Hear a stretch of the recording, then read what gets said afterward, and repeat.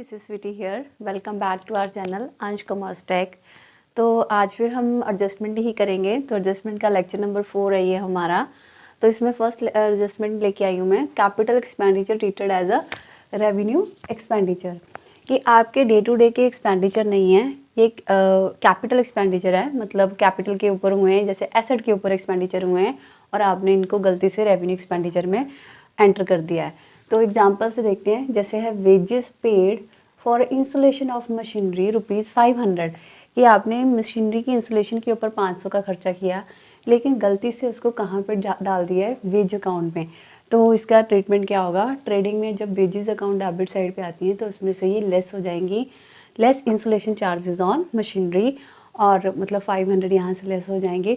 और मशीनरी की वैल्यू कहाँ आती है, बैलेंस शीट में एसेट साइड पे, तो उसमें ये ऐड हो जाएंगे, क्योंकि हमें पता है मशीनरी के इंस्टॉलेशन चार्जेस मशीनरी की वैल्यू को इंक्रीज करते हैं। ओके, देन नेक्स्ट है डेप्रिसिएशन। तो डेप्रिसिएशन भी मशीन के ऊपर ही चार्ज होती है, फिक्स एसेट के ऊपर चार्ज होती है। तो याद रखना, जब भी हम डेप्रिसिएशन चार्ज करेंगे तो हम फर्स्ट पॉइंट को भी अगर क्वेश्चन में है तो उसको कंसिडर करेंगे, उसके बाद डेप्रिसिएशन चार्ज होती है, मतलब उसको ऐड करने के बाद डेप्रिसिएशन चार्ज होती है।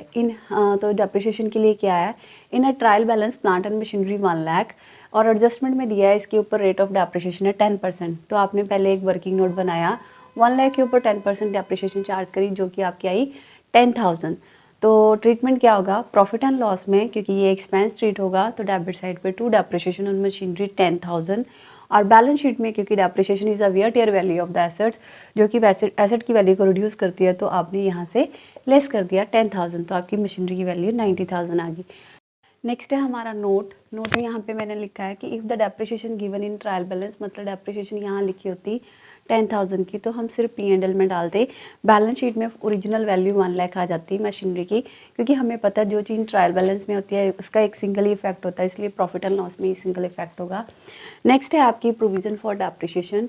प्रोविजन फॉर डेप्रिसिएशन क्या होती है, इसको अकमुलेटेड डेप्रिसिएशन भी बोलते हैं, क्योंकि आपने हर बार उसको लेस मशीनरी में से लेस नहीं किया है। तो ट्रायल बैलेंस में दिया हुआ इन्फॉर्मेशन, मशीनरी है आपकी 2 लाख की और प्रोविजन फॉर डेप्रिसिएशन मशीनरी है 60,000 का, और एडजस्टमेंट में बताया कि आपने इस साल डेप्रिसिएशन चार्ज करनी है 10% per annum, but the diminishing balance method, diminishing को हम रिड्यूसिंग बैलेंस मेथड भी बोलते हैं। तो वर्किंग नोट में आपने क्या किया, डेप्रिसिएशन 2 लाख की आपकी मशीनरी है, जिसमें से आपने प्रोविजन फॉर डेप्रिसिएशन 60,000 का रिड्यूस करा। क्यों करा, क्योंकि हमें डिमिनिशिंग बैलेंस मेथड बोला था। तो आया 1,40,000, उसका 10% करेंगे, 14,000 की आपकी डेप्रिसिएशन हो गई, जो कि सेम रूल वही प्लांट एंड मशीनरी, क्योंकि एक्सपेंस है तो depreciation on plant and machinery एक एक्सपेंस है, तो P&L के डेबिट साइड पे आ गया। वर्किंग नोट में आपकी डेप्रिसिएशन 14,000 आ गई, ट्रीटमेंट सेम ही है, P&L में एज एक्सपेंस हो जाएगा टू डेप्रिसिएशन मशीनरी 14,000, और बैलेंस शीट में आपकी टोटल डेप्रिसिएशन लेस हो जाएगी 60,000 का आपका प्रोविजन फॉर डेप्रिसिएशन, और 14,000 जो आपने वर्किंग नोट में डेप्रिसिएशन कैलकुलेट की, दोनों 74,000 लेस करने के बाद आपका मशीनरी की वैल्यू है 1,26,000। तो नेक्स्ट है आपका period for which the depreciation charge. इसमें क्या होता है कि आप कई बार एसेट को ड्यूरिंग द ईयर भी परचेज कर सकते हो। जितनी भी हमने ये वर्किंग नोट या एडजस्टमेंट करी है, तो इसमें मैंने डेप्रिसिएशन सिर्फ 1 से शुरू करी और 31 मार्च या दिसंबर तक क्लोज करा, पूरे साल का लिया, लेकिन यहाँ पे हम ऐसा नहीं करने वाले।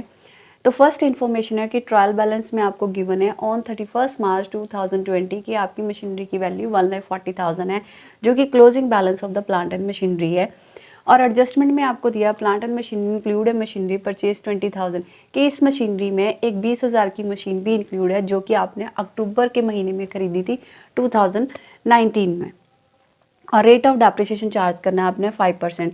तो हमें पता है कि डेप्रिसिएशन ओपनिंग के ऊपर चार्ज होती है, ना कि क्लोजिंग के ऊपर चार्ज होती है, क्योंकि जब जिस टाइम में हमने एसेट को यूज़ किया तब की डेप्रिसिएशन होती है। तो हमने क्या किया, पहले अपना टाइम पीरियड निकाला।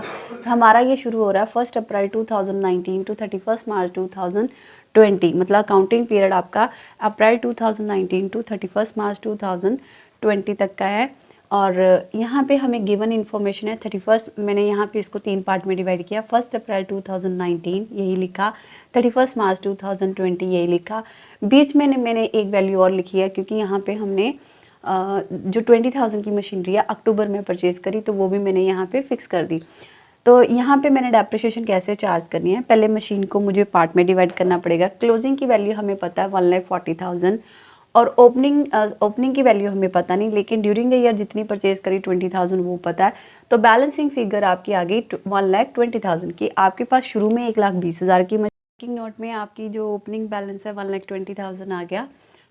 तो ओपनिंग आपके पास 1,20,000 की थी, 20,000 आपने ड्यूरिंग द ईयर परचेज करी, तो टोटल आपका 1,40,000 हो गया। तो मैंने डेप्रिसिएशन को भी दो पार्ट में डिवाइड कर दिया। एक है ओल्ड मशीन, जिसको मैंने ओल्ड वर्ड यूज़ करा, एक है न्यू मशीन। ओल्ड मशीन आपकी 1,20,000 की है, जिसके ऊपर पूरे साल का डेप्रिसिएशन चार्ज होगी, तो पूरे साल की 6,000 डेप्रिसिएशन आई। और दूसरी आपकी न्यू मशीन 20,000, जिसके ऊपर 6 मंथ की डेप्रिसिएशन चार्ज होगी, क्योंकि अक्टूबर में खरीदी और 31 मार्च तक यूज़ हुई है, तो उसके ऊपर 500 की डेप्रिसिएशन, तो टोटल डेप्रिसिएशन 6,500। ट्रीटमेंट सेम है कि डेप्रिसिएशन 6,500 की प्रॉफिट एंड लॉस में आ जाएगी और बैलेंस शीट में से लेस हो जाएगी 1,40,000 माइनस 6,500। ठीक है, तो ये था आपका डेप्रिसिएशन का पॉइंट। नेक्स्ट है deferred revenue expenditure. Deferred revenue expenditure का मतलब होता है कि आपने इनिशियली ऐसे खर्चे करे हैं जो लॉन्ग टर्म तक आप यूज़ करने वाले हो और धीरे धीरे उसको राइट ऑफ करने वाले हो। तो like in a trial balance आपको एक एग्जांपल दी है, एडवर्टाइजमेंट सस्पेंस अकाउंट 1 लाख। कई बार यहाँ लिखा होता है 5 ईयर, लेकिन नहीं लिखा हुआ, तो वो हिडन इन्फॉर्मेशन होती है कि मतलब आप 1 लाख को 5 साल तक रिटर्न ऑफ कर सकते हो। और एडजस्टमेंट में जैसे यहाँ पे मैंने एग्जांपल के साथ लिया है कि 1 लाख का एडवर्टाइजमेंट सस्पेंस है और उसने बोला कि 40,000 out of the advertisement suspense account is return of, कि आप 40,000 हर साल रिटर्न ऑफ कर सकते हो। तो प्रॉफिट एंड लॉस में आपने रिटर्न डाउन वैल्यू डालनी है और बैलेंस शीट में आपने कैरी फॉरवर्ड डालनी है। वो कैसे ही 1 लाख की आपकी एडवर्टाइजमेंट सस्पेंस था और 40,000 रिटर्न ऑफ हुआ, तो 60,000 की अमाउंट आएगी। तो याद रखना, रिटर्न ऑफ अमाउंट आपकी प्रॉफिट एंड लॉस में आएगी, कैरी फॉरवर्ड की अमाउंट आपकी बैलेंस शीट में आएगी, वो भी एसेट साइड पे। ठीक है, नेक्स्ट है रिजर्व फंड। रिजर्व आपके प्रॉफिट में से ट्रांसफर होते हैं, तो प्रॉफिट रिड्यूस होगा तो टू रिजर्व फंड, P&L के डेबिट साइड पे, ये एक्सपेंस साइड पे, डेबिट साइड पे डाल देंगे। और बैलेंस शीट में क्योंकि रिजर्व फंड एक लायबिलिटी है तो लायबिलिटी साइड पे चला जाएगा। नेक्स्ट पॉइंट है आपका मैनेजर कमीशन। तो मैनेजर कमीशन है दो स्टेटमेंट में डिवाइड होता है। 10% on the net profit, net profit के ऊपर देना, लेकिन लिखा है बिफोर चार्जिंग सच कमीशन। अगर बिफोर चार्जिंग लिखा है तो सिंपल आप नेट प्रॉफिट फाइंड आउट करो और उसके ऊपर 10% चार्ज कर दो। 10% बोला तो 10/100 कर देते हैं। लेकिन अगर लिखा है 10% ऑन द नेट प्रॉफिट, यहाँ पे भी नेट प्रॉफिट है, लिखा है आफ्टर चार्जिंग सच कमीशन। आफ्टर चार्जिंग जब ले दिया तो जो रेट है वो चेंज हो जाता है, रेट अपॉन 100 प्लस रेट, मतलब 10/110 नेट प्रॉफिट इंटू 10/110 से चार्ज होगा। तो इसकी अमाउंट जो P&L में और बैलेंस शीट में कैसे आएगी, हम इसको बोलते हैं मैनेजर कमीशन पेबल। अभी पे नहीं हुई है तो एक तो ये एक्सपेंस हो जाएगा तो P&L में आ जाएगा, दूसरा आपका ये पेबल है तो लायबिलिटी साइड पे चला जाएगा, तो बैलेंस शीट में लायबिलिटी साइड पे और प्रॉफिट एंड लॉस में आपका एक्सपेंस। तो आज की लिए एडजस्टमेंट का इतना ही टॉपिक है। कल हम जो भी इसकी रेस्ट जो बची थी वो सारी कंप्लीट कर देंगे। तो कल आपका लास्ट टॉपिक होने वाला एडजस्टमेंट के ऊपर। तो keep watching, keep learning, wish you all the best. If you like our videos, please subscribe it. Thank you.